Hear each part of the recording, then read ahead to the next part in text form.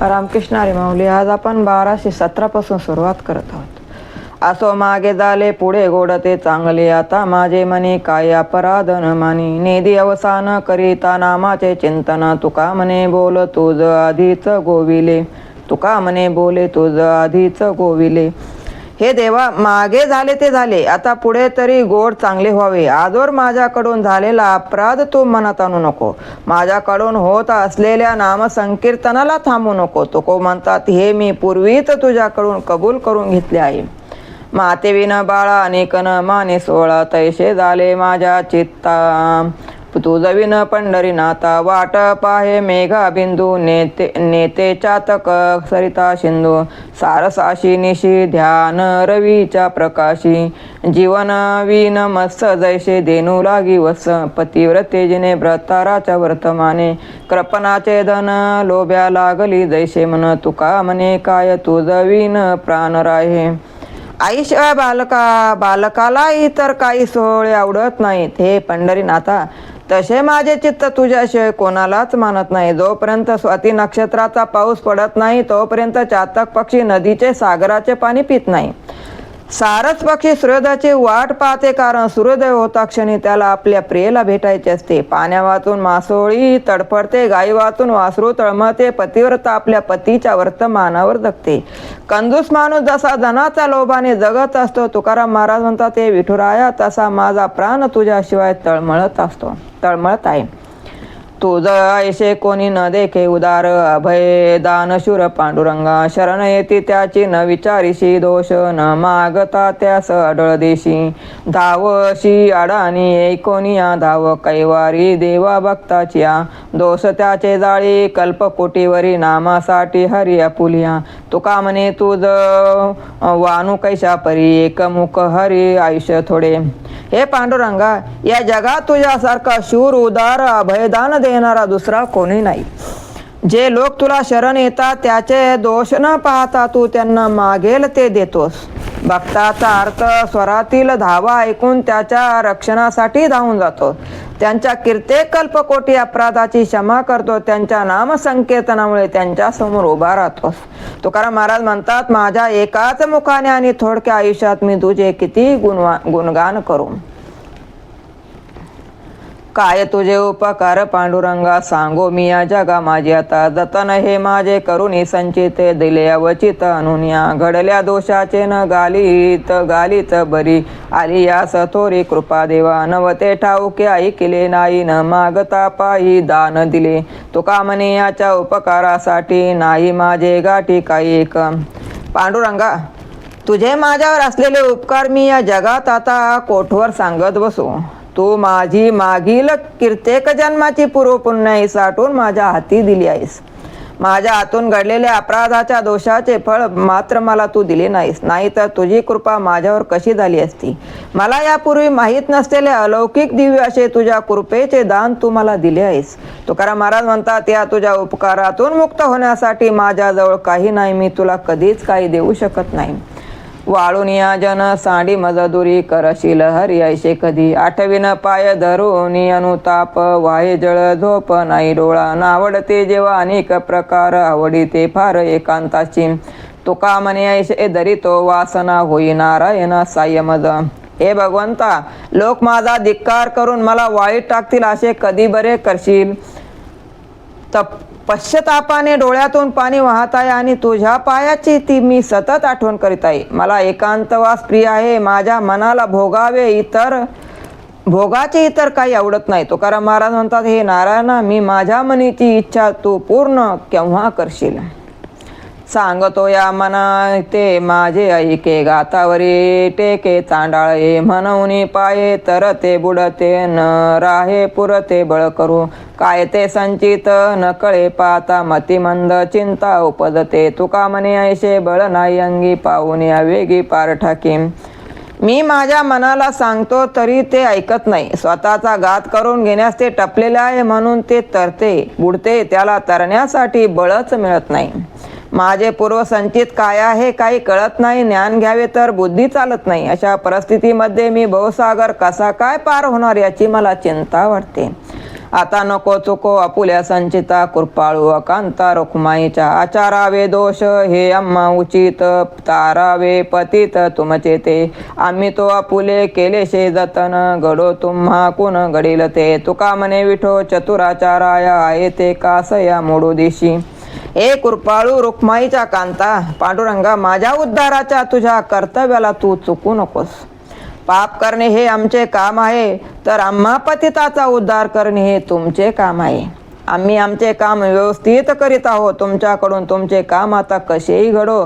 तुकाराम महाराज म्हणतात हे चतुर विठ्ठला पतितो उद्धाराचे परंपरागत कर्तव्य करण्याचे रीत तू मोडू नको.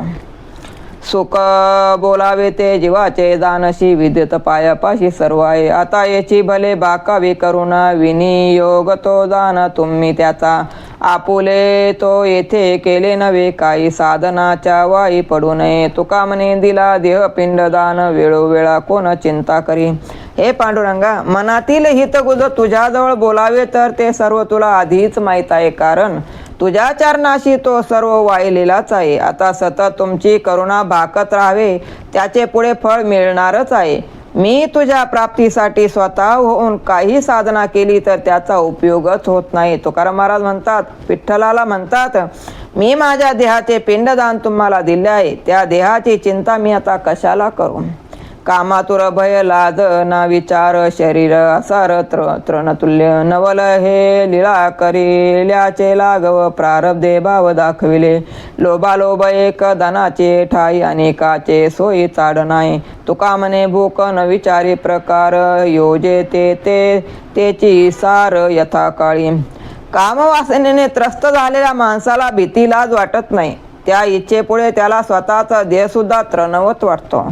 स्त्रीची मनधरणी करण्यासाठी नाना तऱ्हेचे चाळे तो करतो. त्याचे प्रारब्ध संकेतच त्याला असे वागण्यासाठी भाग पाडते.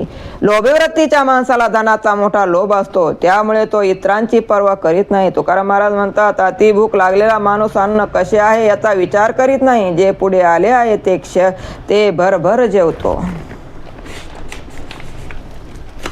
बांधी सोडी हे तो धन्याची हाती हे कड गोविती अपना बळे भुलली अशी नाही देहाचा आढव धोत्र्याचे भाव पालटीला घरात रिगावे दाराचे सोयी भिंती सवे डोई घेऊनी फोडी. तुका म्हणे देवा गेली विसरोनी आता वर्म कोण दावी अशी. जीवाला बंधनात ठेवणे किंवा मुक्ती देणे हे परमात्म्याच्या हाती आहे. पण हे न समजल्यामुळे सामान्य मनुष्य मात्र अडचणीत येतो. धोत्र्याचे बी खाल्ल्यामुळे मनुष्य भ्रमिष्ठ होतो त्याला देहबुद्धी राहत नाही. तो घरात जाण्यासाठी दार म्हणून भिंतीवर धडकतो त्याचे डोके आपटते. तुकोबा विठ्ठला म्हणतात हे लोक तुला विसरले त्यामुळे ते भ्रमिष्ठ झाले आहे त्यांना परमार्थाचे ज्ञान कसे बरे द्यावे. कवन जन्मता कवन जन्मविता न कळे कृपावंता भाव तुझी. कवन हा दाता कवन हा मागता न कळे कृपावंता माव तुझी. कवन भोगता कवन भोगविता न कळे कृपावंता माव तुझी. कवन ते रूपता कवन रूपता न कळे कृपावंता माव तुझी.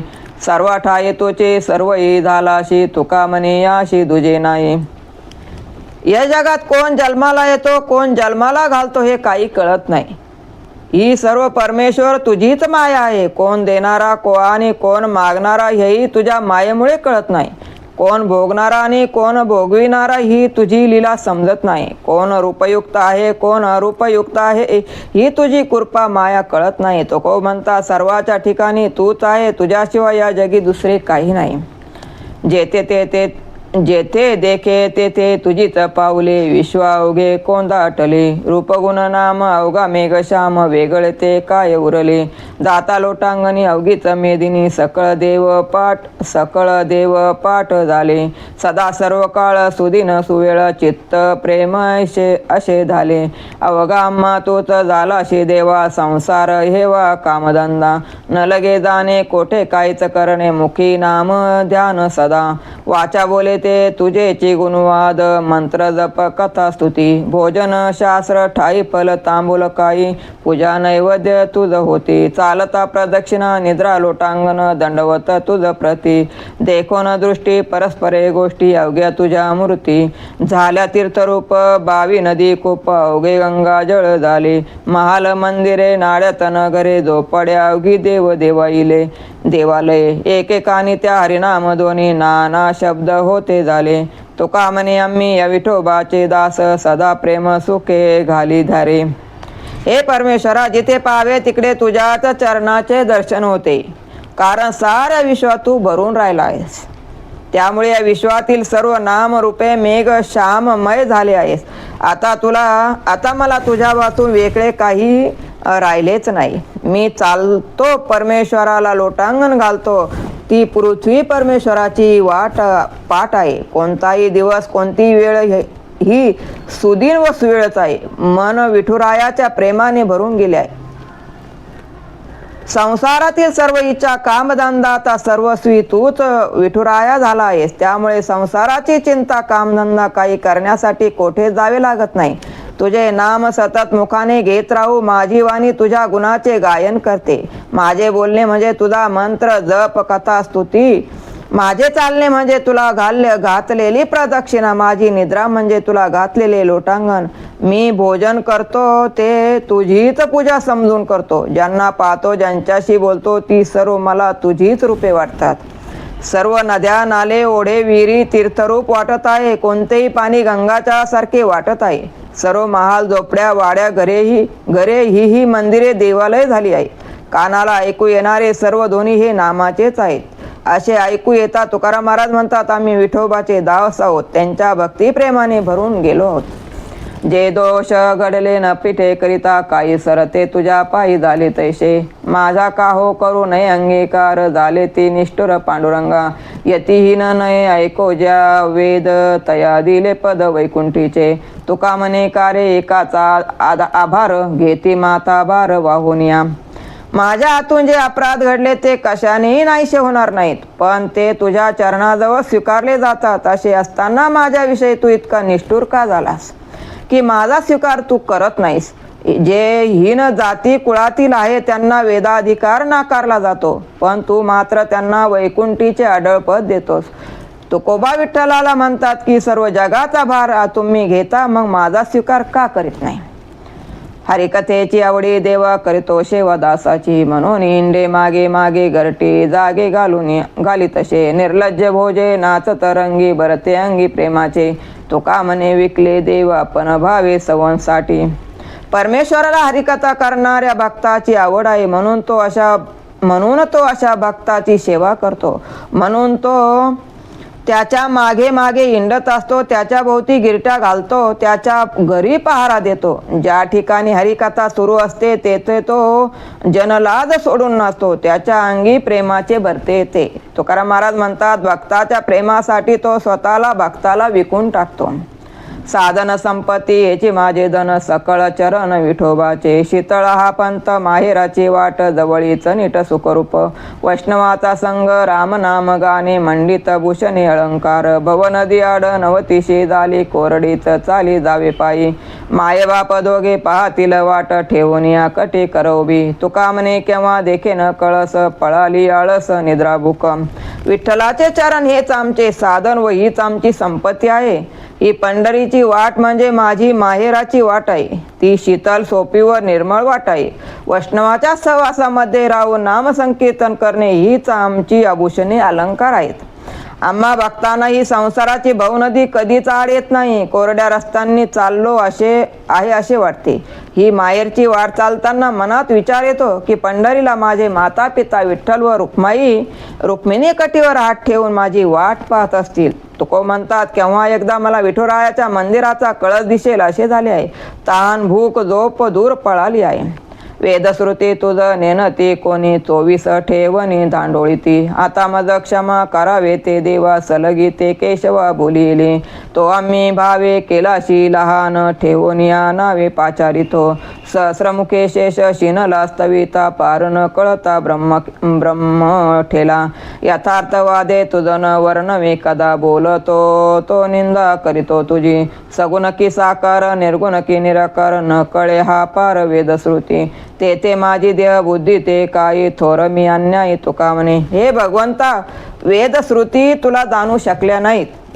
18 पुराणे 6 शास्त्रे सुद्धा तुझे वर्णन करताना थकले आहे. मी तुझी सलगी करतो, स्तुती करतो, म्हणून मला क्षमा कर. आम्ही मात्र आमच्या भक्तिभावाने तुला लहान केले, नावाने हाक मारू लागलो, तुला निर्गुण निराकाराचे सगुण साकार केले. तुझ्या ब्रह्मरूपाचे वर्णन करताना शेषही थकला. आपल्या सहस्रमुखाने वर्णन करताना त्यालाही मर्यादा पडली. अनेक अर्थाने तुझे वर्णन केले तरी ते अपूर्णच होते. आमची स्तुती म्हणजे जणू निंदा वाटते. तू सगुण साकार आहेस की निर्गुण निराकार आहेस याविषयी सांगताना वेदन व श्रुती थकल्या. तुको म्हणता तेथे माझी बुद्धी किती चालणार, मी तर महा अन्यायी आहे. रामकृष्ण हरी माऊली. 1232 वर थांबा.